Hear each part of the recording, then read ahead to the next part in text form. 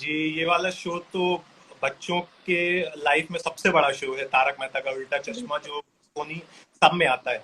मैं भी बचपन से देख रहा था उस शो का। फिर एनिमेशन वर्जन जब बनने की बात हुई तो वी वर वेरी एक्साइटेड, क्योंकि मैं पर्सनली उस शो का बहुत बड़ा फैन हूँ। तो उसे लिखने में मेरा एक जुड़ाव था, एक कनेक्शन था उस शो से, तो उसे लिखने में बड़ा मजा आया।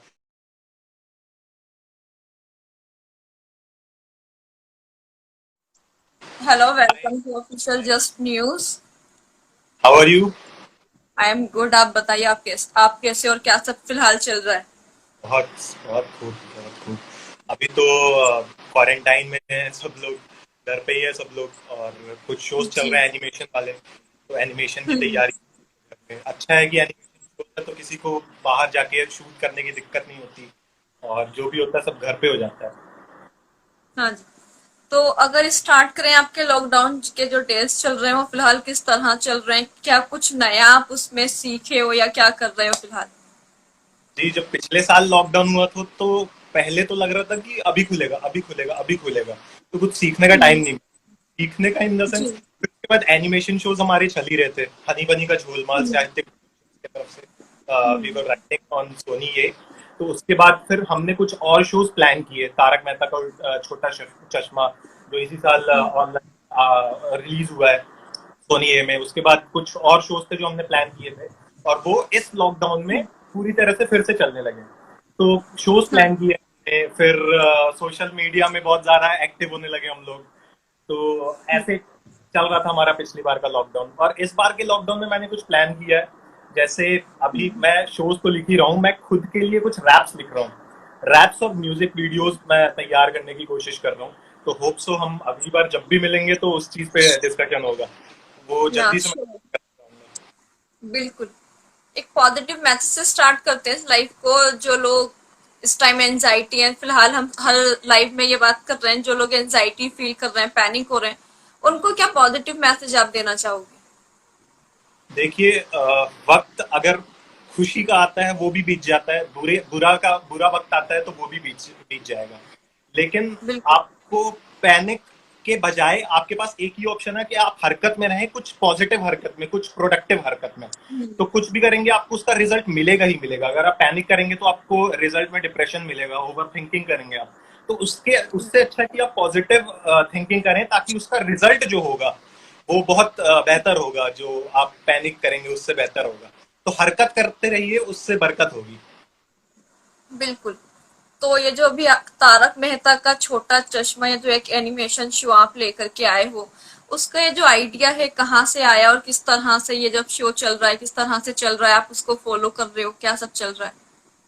जी, ये वाला शो तो बच्चों के लाइफ में सबसे बड़ा शो है, तारक मेहता का उल्टा चश्मा, जो सोनी सब में आता है। मैं भी बचपन से देख रहा था, जब मैं बचपन में था तो बहुत जी। मतलब हम सब इसको बचपन से देखते हुए हैं। हाँ। और उस शो का फिर एनिमेशन वर्जन जब बनने की बात हुई तो वी वर वेरी एक्साइटेड, क्योंकि मैं पर्सनली उस शो का बहुत बड़ा फैन हूँ। तो उसे लिखने में मेरा एक जुड़ाव था, एक कनेक्शन था उस शो से, तो उससे लिखने में बड़ा मजा आया। और फिर जब उसका पॉजिटिव रिस्पॉन्स आया, टीवी में देखा हमने, बहुत लोगों ने सोशल मीडिया में भी पॉजिटिव रिस्पॉन्सेज दिए, तो बड़ी खुशी होती है इन सब बातों से।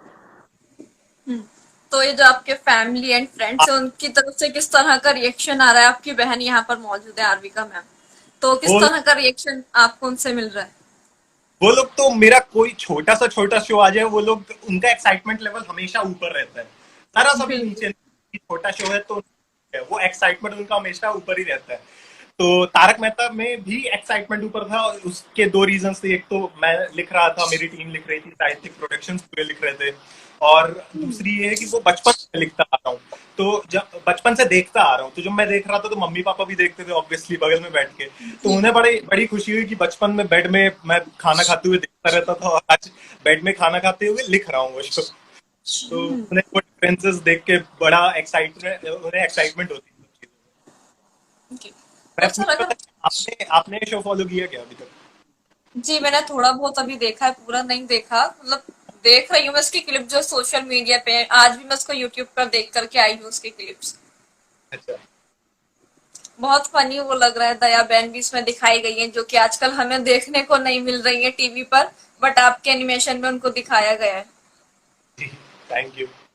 जी, बहुत फनी एक्चुअली। जो बच्चे कार्टून देखते हैं उनको तो वो चीज बहुत पसंद आने वाली है, क्योंकि तारक मेहता का उल्टा चश्मा जिस तरह हमारे बचपन में हमारा फेवरेट था, बट जो अब और बच्चे हैं उनके लिए वो बहुत ज्यादा अच्छा लगेगा, क्योंकि वो जो कार्टून्स देखते हैं तो वो बहुत अच्छा उनको लगने वाला है। Thank you. या, तो सर अगर बात करें, आप 18-19 की एज से लिख रहे हो, ये जो इतना टैलेंट है आपके जो भाई हैं आयुष सर, वो भी इंडिया के यंगेस्ट रेकी हीलर, आप भी इंडिया के यंगेस्ट, मतलब आप इंडस्ट्री के यंगेस्ट राइटर हो, तो इतना टैलेंट कहाँ से आप लोगों में आया है? क्या आपकी फैमिली ने, सबसे पहले तो बताइए क्या खिलाया था बचपन में आपको? आपकी सिस्टर भी एक्ट्रेस है, आप मतलब तीनों बहन भाई इंडस्ट्री पे राज कर रहे हो। देखिए, शुरू तो हमने भी छोटी तरीके से किया था, लेकिन जो डॉट्स बिल्कुल। थे वो कनेक्ट होते गए और हर चीज एक दूसरे से कनेक्टेड है। तो मुझे लगता है हर चीज जो हमें मिल रही है वो पिछले कुछ करने का रिजल्ट होता है। यानी आप जो आज आपको मिल रहा है वो पिछले दिन आपने जो किया है उसका रिजल्ट होता है आज। तो जो भी चीज हमने की और जो हमारे मेरे कुछ फ्रेंड्स हैं, मेरी फैमिली में जितना भी ह्यूमर है और फ्रेंड से मिलने के बाद जो ह्यूमर निकलता है, जो सराउंडिंग से हमने ऑब्जर्व किया, उन सब चीजों को दोहराते हुए, उन सब चीजों को प्रैक्टिस करते हुए, वो सब ऑब्जर्व करते हुए एक अंदर से एक बीज पैदा होने लगा। तो उन सब चीजों को हमने प्रोफेशनलाइज कर दिया और जब प्रोफेशनलाइज किया तो तमाम चीजें हमारे शोज के रूप में आई और आगे भी आती रहेगी होप। तो सर बात करें, आप 18-19 साल की एज से जब लिख रहे हो तो जाहिर है कि आपने उससे पहले से ही सीखना शुरू करा होगा। 18-19 साल का एक स्टूडेंट जो होता है वो 11th-12th क्लास में होता है, तो जहां हम सब पढ़ाई से भी भागते हैं वहां आप राइटिंग सीख रहे थे, तो किस तरह से ये जो आपकी जर्नी है इसकी स्टार्टिंग हुई और आपने किस तरह से इसको सीखा? और ये भी बताइए कि आपने फर्स्ट स्क्रिप्ट किसके लिए लिखी थी? जब मैं छोटा था तो मम्मी टीवी देखती थी तो उन्हें लगता था कि मेरा बेटा कुछ लिखे, मतलब डेली एक्टिविटीज ही लिखे अपने डायरी में। तो उन्होंने मुझे डायरी और एक पेन गिफ्ट किया था। वो डायरी पेन अभी मेरे अलमारी में पड़ा हुआ है। तो उसमें वाह। मैं डेली एक्टिविटीज लिखा करता था जो भी मेरे लाइफ में होता था, और जब मैं लिख लेता था उसे अलमारी में रख के स्कूल चला जाया करता था। तो मम्मी ओके। पापा उस अलमारी को खोल के उसमें से डायरी निकाल के पढ़ते थे और जब मैं वापस आता तो वापस रख देते थे अलमारी में। तो बाद में मुझे ये बात पता चली कि वो पढ़ते थे। फिर धीरे धीरे मैंने उस डायरी में स्टोरीज लिखी, कुछ रैप्स लिखे, कुछ पोएम्स लिखी। फादर्स डे, मदर्स डे में सारी चीजें लिखकर मम्मी पापा को सुनाया करता था बाद में मैं। तो जब अप्रिशिएशन मिला इन सब चीजों से, मम्मी पापा से खास कर, तो मुझे अंदर एक लगा कि हाँ, इस चीज में इंटरेस्ट है। हालांकि मेरा फील्ड बचपन से तय था कि मैं डिफेंस में जाना चाहता हूँ और उन चीजों के लिए मैंने तैयारियां की थी बहुत। एनसीसी की थी, एनसीसी किया था मैंने, और राइफल ट्रेनिंग मैंने की थी मुंबई में और इंदौर में। तो इंटरेस्ट मेरा राइटिंग में था और फील्ड में डिफेंस चूज कर रहा था। उसके बाद जब मैं मुंबई आया तो मेरी दीदी के एक फ्रेंड है मिस्टर शोभित सिन्हा, जो अभी भी मेरे गुरु हैं, बहुत मानता हूँ मैं उन्हें। तो उन्होंने पॉलिश की इस चीज को, पॉलिश किया मेरे अंदर के जो भी, मैं अगर कुछ चीज लिख रहा था तो उसे ढंग से लिखने की जो उन्होंने सिखाई है बात, तो उन्हीं के बदौलत मैं ये जो शोज लिख रहा हूँ। तो उन्होंने ही ये सब छोटी छोटी चीज, जो छोटी छोटी खामियां थी, वो सब क्लियर की है मेरी।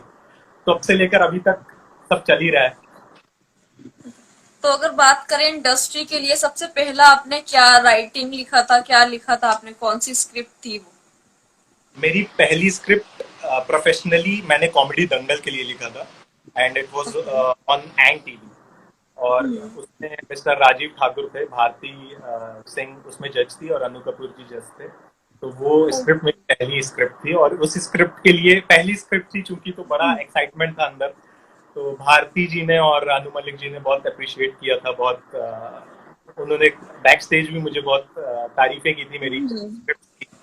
तो ये था मेरा पहला स्टेप प्रोफेशनली। तो जब पहली स्क्रिप्ट की इतनी तारीफ मिली थी तो उस टाइम किस तरह की जो फीलिंग्स थी, किस तरह की थी, गूज़बम्प्स थे, क्या सब कुछ माइंड में थॉट चल रहे थे तब? जब तारीफ मिली उसके अगले दिन मुझे एक चीज सीखने को मिली कि ताली आपकी पिछली स्क्रिप्ट को मिला है, अगली स्क्रिप्ट में आपको +1 देना होगा, अगली स्क्रिप्ट में आपको फिर बिल्कुल। से प्रूव करना होगा। तो उस अप्रिशिएशन से मुझे ये बात सीखने को मिली कि आपको हर दिन अपग्रेड होना पड़ता है, आपकी स्क्रिप्ट को हर दिन, आपके काम को हर दिन अपग्रेड करते रहना चाहिए। तो जैसा कि आपने कहा कि हर स्क्रिप्ट को अपग्रेड करना होता है, तो अगर बात करें एक शो के लिए आप लिख रहे हो, वो शो अभी बंद हो गया कि चलिए उसका टाइम पीरियड हो गया, तो ये जो दूसरा शो के लिए जो तैयारियां हैं वो किस तरह से रहती हैं, क्योंकि लोगों की और जो आपकी फील्ड के लोग हैं उन सबकी आपसे एक्सपेक्टेशन इतनी हो जाती है, तो किस जी, तरह का डर रहता है या किस तरह के थॉट्स माइंड में चल रहे होते हैं लिखते टाइम, वो सब आप हमारे साथ शेयर करना चाहें। सबसे पहले तो अगर शो बनाना, किसी चीज को बनाना मतलब एक माँ की फीलिंग अंदर लानी पड़ती है कि बहुत बिल्कुल। अच्छा बने, ऐसा हो ही ना दुनिया में, वैसी चीज है। मतलब हवा से एक बिल्कुल। चीज लानी है जो एग्जिस्ट ही नहीं करती और हमें बनानी है। तो जी। है तो काफी बड़ी चीज, और इन सब के लिए बहुत बड़ी टीम बैठती है, क्रिएटिव टीम्स बैठती हैं, हम्म। डायरेक्टर्स बैठते हैं, और काफी सारे राइटर्स बैठते हैं, क्रिएटिव माइंड्स बैठते हैं, और ऐसी चीज तैयार होती है, पकती है, जिस जो पहले कभी आई ना हो, और ऐसी चीज जो लॉन्ग रन हो। और हम्म। हम लोग बैठते हैं और उन सब चीजों में बातें, अलग मोटा मोटा ये है कि बातें करते रहो, जितना ज्यादा कन्वर्सेशन होगा अपने ही सेम लेवल के आईक्यू वाले से, तो शोज की एक बुनियाद तैयार हो जाती है, और फिर सेटिंग बाय सेटिंग बिल्कुल। वो शो तैयार होने लगता है, और एक मेगा स्ट्रक्चर तैयार होता है। सबसे ज्यादा जी। मुझे सबसे ज्यादा जो परेशानी फेस करने के लिए आई थी, वो कॉमेडी सर्कस पे थी। क्योंकि पुराना कॉमेडी सर्कस जब था, तो उसमें कपिल शर्मा और तमाम जितने भी लेजेंड्स थे, कृष्णा भारती, सुदेश, राजीव ठाकुर जी, तो उस शो ने एक रिमार्क छोड़ा हुआ था ऑडियंस के ऊपर। तो वो शो वहीं से जी। कंटिन्यू, उसी पॉइंट से शुरू हो, तो हमारे ऊपर बहुत बर्डन था इस चीज का, लेकिन उस चीज को भी करने में बड़ा मजा आया, जब वो जो भी हमने सोचा था और वो रिजल्ट ऑडियंस की तरफ से आया हमें, तो उस चीज की बड़ी खुशी है हमें। जी।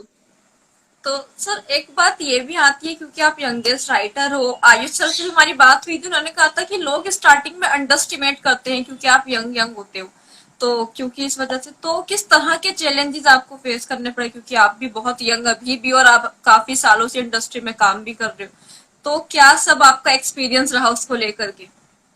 जी, पहली स्क्रिप्ट जब मैंने लिखी थी, और उसके पहले भी जब मैं हम्म। लिख रहा था, जो मैं ऑन बोर्ड नहीं था, उस प्रोडक्शन हाउस में नहीं था, तब हम्म। बहुत जगह मेरा नाम फैला हुआ था कि सबसे छोटा है, सबसे छोटा है, सबसे छोटा है। तो एक हम्म। माइंड में आ जाता है कि सबसे छोटा आके लिख देगा क्या। तो जी। उन सब बिल्कुल। चीजों फेस करना था। हालांकि जो मेरे मेंटोर है मिस्टर शोभित सिन्हा, उन्होंने काफी सपोर्ट किया इन सब चीजों में, सिखाया। एक राइटिंग सिखाने से ज्यादा उन्होंने सिखाया कि किसी चीज को फेस क्या करना है। उन्होंने अच्छी सलाहें दी, और सलाह, अगर अर्जुन कृष्णा से सलाह ले रहा है, तो वो जंग भी जीत सकता है, और अगर सलाह बिल्कुल। दुर्योधन शकुनी से ले रहा है, तो वो जंग हार सकता है। तो सलाह देने वाला सबसे बड़ा होता है। तो मुझे बिल्कुल। सबसे ज्यादा इस बात की खुशी है कि मुझे सलाह सबसे अच्छी अच्छी मिली, जैसे मिस्टर शोभित सिन्हा, मेरी सिस्टर आरविका गुप्ता, मेरे मम्मी पापा, जिन्होंने भी मुझे सलाह दी, और मैं उन सलाहों को फॉलो करते रहा हूँ, तो मुझे अच्छे आउटपुट्स मिले। या और जब बिल्कुल। फर्स्ट स्क्रिप्ट मेरी प्ले हुई, तो उसका रिजल्ट भी था, जितनी भी सलाहें मुझे मिली थी। तो सर बहुत से टीवी शोज आप कर चुके हो, चाहे वो टीवी सीरियल लिखना हो, कॉमेडी शोज लिखना हो, या फिर शोज की एंट्रीज लिखना, आप बिग बॉस शो की भी एंट्रीज लिख चुके हो, तो सबसे ज्यादा फेवरेट आपके दिल के करीब कौन सा शो है, which one is close to your heart and why. Comedy circus. Okay. बिना क्यों। कॉमेडी सर्कस, क्योंकि बचपन में मैं वो शो देखता था। वो एक एक शो नहीं है, एक शो से ज्यादा फीलिंग थी। बचपन से मैं वो शो देखता था, और सबसे ज्यादा मुझे हंसी उसी शो को देख कर आती थी। जो हम्म। भी करते रहती थी, मैं हम्म। इंस्पायर भी उसी शो से हुआ हूँ। जो अगर मैं शो लिख रहा था कॉमेडी सर्कस नया वाला, तो इंस्पिरेशन कहीं ना कहीं पुराना वाला कॉमेडी सर्कस था। तो जब मैं पहली स्क्रिप्ट उस शो के लिए लिखा था, और जब वो प्ले हुई स्टेज में, तो I was very emotional that मेरी मैं जो बचपन में देख रहा था, वो आज हो रही है। बचपन में मैं सोचता जी। था कि मेरे हाथ में बड़े होकर एक गन रहेगी, मैं डिफेंस में जाऊंगा, और बड़े होकर मेरे हाथ में कलम आ गई। तो हम्म। वो बड़े दिल के करीब है, वो वाला शो कॉमेडी सर्कस। बिल्कुल। तो सर कभी जब आप स्क्रिप्ट लिखते हो तो कभी सोचा है कि इसको मैं ही खुद से प्ले कर लूं, क्योंकि इतनी सारी आप स्क्रिप्ट लिख चुके हो, अब 20 से 25 के करीब आप शोज आई थिंक कर चुके हो, तो कभी सोचा है कि मतलब कॉमिक टाइमिंग उन लोगों की मैच होगी कि नहीं होगी, चलो मैं ही ट्राई कर लेता हूँ एक्टिंग, आपकी सिस्टर तो एक्ट्रेस है, तो कभी सोचा इस बारे में। मैंने जिन जिन के साथ काम किया, वो दिग्गज है अपने लेवल पे। तो मुझे कभी बिल्कुल। ये चीज नहीं हुआ कि जो मैंने लिखा है वो क्या फोड़ पाएंगे, वो पंचेस क्या कर पाएंगे। तो मुझसे काफी सीनियर है मैं वो, और मैं हूँ जो उनसे सीख पाऊंगा कुछ। तो ऐसा दिमाग में कभी आया नहीं कि क्या ये कर पाएंगे कि नहीं, लेकिन हाँ एक दो चीजें हैं ऐसी जिसमें मैंने खुद लिखा है, और जब मैंने डायरेक्टर सर को पढ़ाया तो उन्होंने बोला "काम कर, तू ही कर ले"। जब मैं नरेट करके उनको सुना रहा था तो उन्हें लगा कि हाँ ये ना ऊपर है उससे ना नीचे, ये परफेक्ट अभी बोल रहा है। तो मैंने ही उस चीज को एक्ट किया था। तो काफी समय से ऐसा हो रहा था कि मुझे एक्टिंग के भी ऑफर्स आ रहे थे कहीं ना कहीं से, लेकिन मैं इन सब चीजों में अभी जाना नहीं चाह रहा था। मैं राइटिंग कर रहा था उस दौरान पे, तो उन सब चीजों का समय नहीं मिला, टाइम नहीं मिला, इसलिए मैं उन सब चीजों पे गया नहीं। लेकिन तो ऑल्सो फिर आगे कभी भी होगा तो मैं उन सब चीजों को मैनेज करके एक्ट भी करूंगा। तो फ्यूचर में हम लोग आपको बॉलीवुड में या फिर किसी टीवी शो में देख सकते हैं। बिल्कुल। Okay, good. तो हम भी आपको देखना चाहेंगे कि आप किस तरह से हमें वहां हंसाते हो, किस तरह से आप एंटरटेन करते हो, क्योंकि राइटिंग स्किल्स से तो आप हम लोगों को कर ही रहे हो। थैंक यू मोटिवेट करने के लिए। आप तो ऑलरेडी मोटिवेट हो सर, आप हमें मोटिवेट कर दो इस टाइम पर तो। कैसा चल रहा है आपका लॉकडाउन? वहां भी लॉकडाउन लगा हुआ है? जी, दिल्ली में भी लगा हुआ है, बहुत बुरा हाल है। दुआ है कि सब कुछ जल्दी ठीक हो जाए।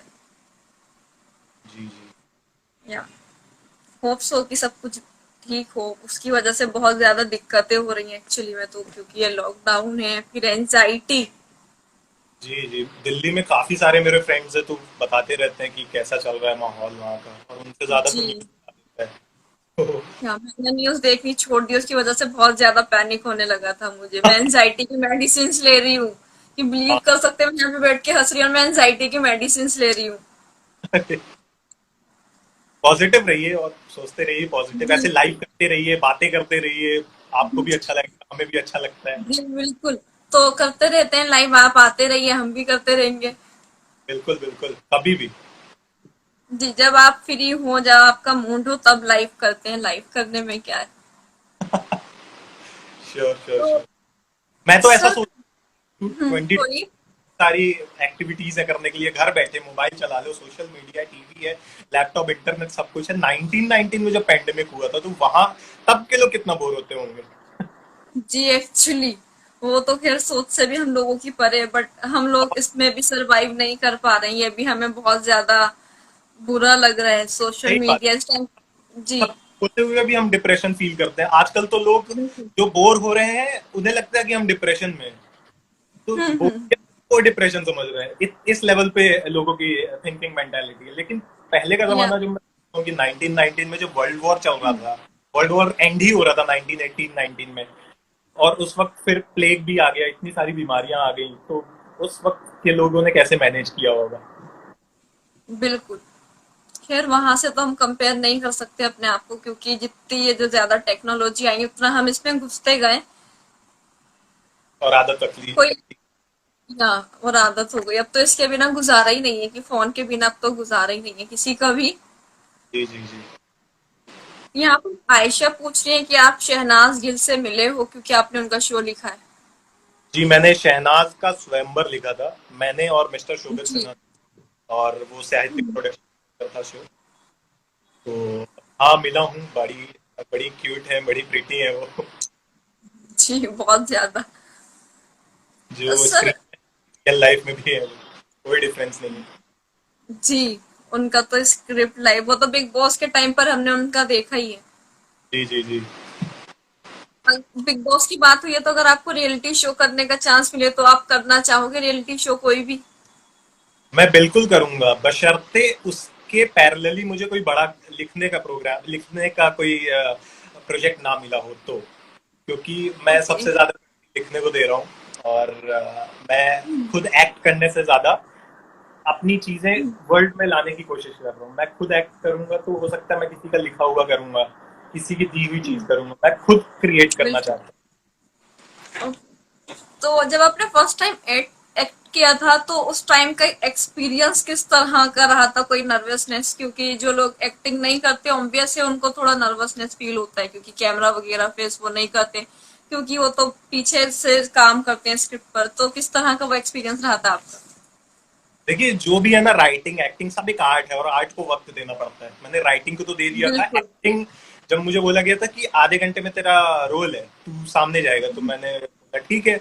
और तभी जब मैंने ठीक है बोल दिया, तब मुझे रियलाइज हुआ कि सामने माधुरी मैम होंगी, माधुरी दीक्षित जी। वो ओ। एंटरटेनमेंट का शूट था, और जो अपने अच्छा। लोग थे, जो जैसे बलराज सयाल सर हैं, अभिलाष तापलियाल सर हैं, सौम्या जी हैं, तो उनके सामने तो मैं बड़ा हैबिचुअल था बोलने के लिए।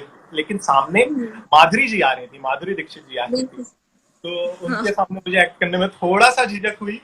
और बीच स्टेज में हम्म, मुझे लगा कि यार फैन हूँ यार इनका, मैं ऑटोग्राफ ले लूं क्या, गले लग लूं क्या, लेकिन कंट्रोल करके रखना था। एज एक्टर गया था स्टेज पे, तो जी। हाँ, लेकिन मजा आया उसे भी करने में। माधुरी मैम ने भी अच्छा बोला। ऑब्वियस है, क्योंकि फर्स्ट एक्ट आप कर रहा होगा, थोड़ा नर्वसनेस रहता है क्योंकि यूज टू नहीं थे आप तब। अब तो आप फिर भी बहुत अच्छा कर पाओगे क्योंकि अब तो यूज टू हो जाओगे, आप इंटरव्यूज दे रहे हो, तो एक आदत हो जाती है, एक आदत में वो शुमार हो मैंने जाता है इंसान की। उसके पहले मैंने स्कूल्स में बहुत सारे प्लेस किए हुए हैं, लेकिन ऐसा ओके। कैमरा और सारी ऑडियंस सारी बैठी है, जो वर्ल्ड लेवल पे अगर आप कोई भी चीज कर रहे हो तो वो एडिट होके नहीं आएगी डायरेक्ट दुनिया की, तो वो बड़ा टेंशन वाला माहौल रहता है। लेकिन जी।